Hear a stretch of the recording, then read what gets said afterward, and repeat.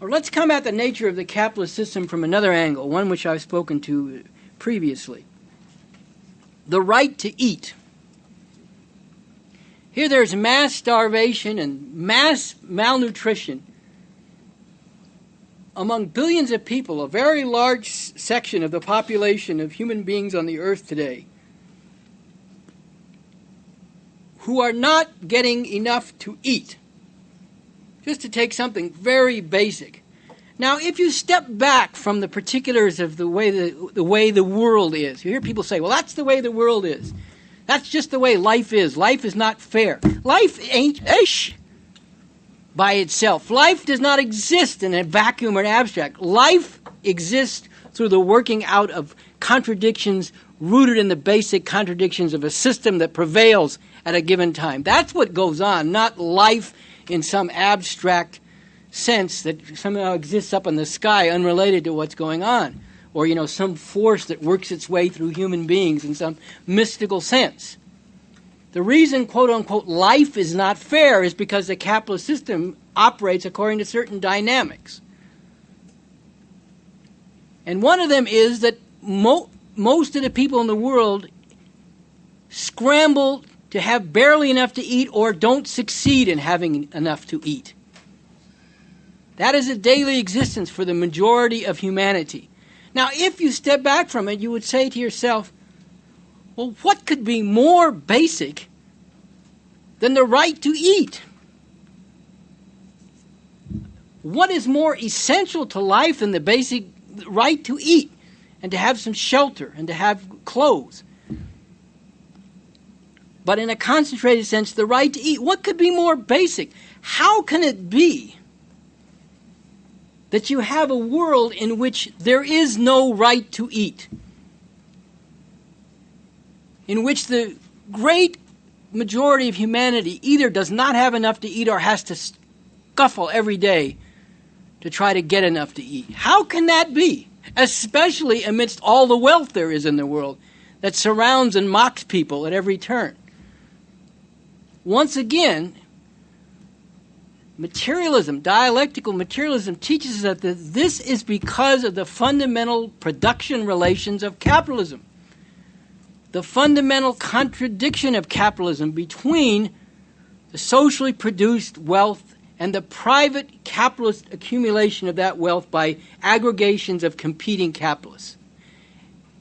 By the very phenomenon that's described by the preliminary transformation into capital, by the phenomenon of the need for capital to reproduce itself, not to reproduce social wealth to be distributed according to the needs of the people, but to reproduce itself as capital on an expanded scale. There's a vast difference between reproducing wealth on an expanded scale which can be and is applied to meet social needs, and reproducing wealth on an expanded basis as capital.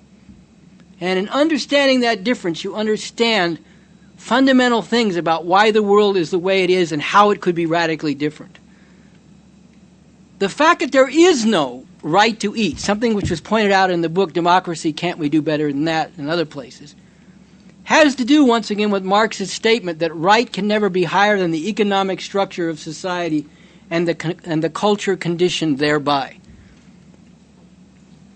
In other words, because of the basic character of capitalist production relations and the fundamental contradiction of capitalism to which I've just spoken, there can be and there is no right to eat. You eat or don't eat according to the dictates of the dynamics of capitalist accumulation.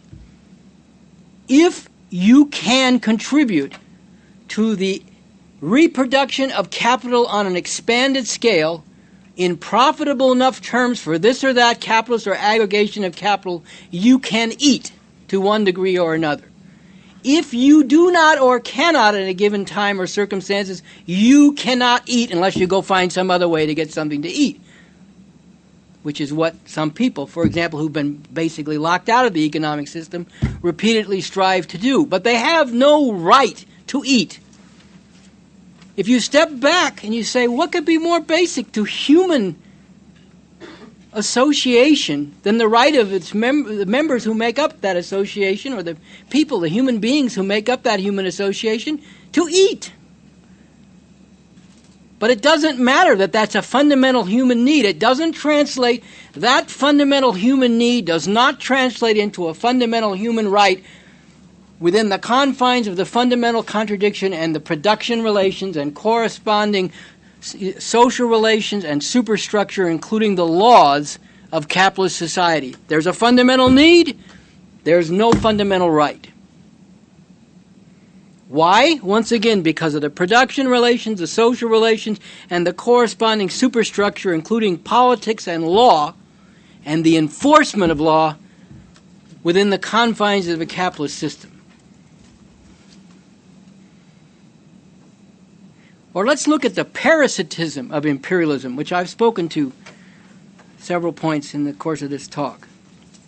I referred to Marx's statement about the rosy dawn of capitalism, the entombment in the minds of millions of native peoples in Bolivia and other parts of what we call Latin America today. Slavery, exploitation of child labor.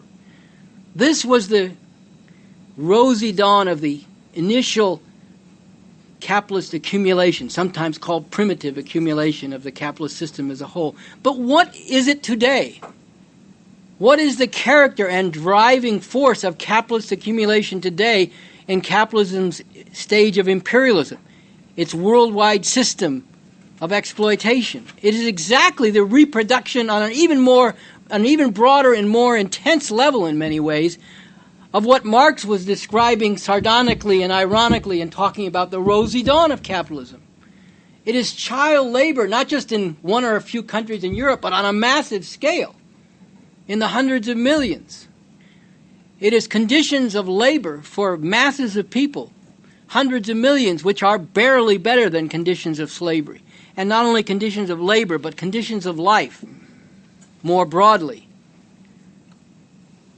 It is the turning of human beings on a massive scale into the means to make wealth for others, even in the most degrading terms, such as the large-scale sex trade that goes on internationally today under imperialism.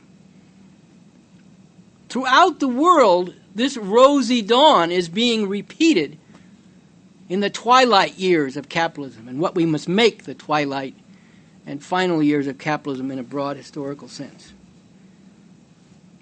This is still the foundation of capitalism and imperialism. We must never allow people to be fooled by the fact that people go to business school, wear suits that cost in the thousands of dollars, and can speak an articulate language. They are still, not everyone who does that, but those who are representatives of this system are still standing on that pulpit of bones. They are still standing on the children who labor in horrific conditions every day of the week, 12 hours a day. They are still standing on the bodies of people torn to shred in the wars to enforce this exploitation. They are still standing on the bodies, broken and degraded, of the women who were traded like commodities, and even worse in this system. They are still standing on the bodies of people all over the world who were driven from one set of horrendous conditions to even worse ones, uprooted and flung across the globe in the desperate search for some kind of life. They are still standing on that foundation. That is still the rosy nature of their system, no matter how they dress it up and no matter what intellectual accoutrements it may take on, what intellectual dress it may take on. And please understand, this is not an attack on intellectuals. I'm talking about the intellectual rationalizations and the people who speak as representatives and apologists and defenders of the capitalist system, whom you see go out and speak in refined terms. But that is refinement dripping with blood. It is what Malcolm X said, a bloody-jawed wolf with blood running down its jaw. It's like the movie Them, or whatever it was, where you had to have special glasses to see the hyena-like nature of the people who were among us. This is the nature of this ruling class. This is not exaggeration or communist rhetoric and hyperbole. This is a reality which I am struggling to describe, to find the terms to describe in its full horrific dimensions. And we should understand this fully.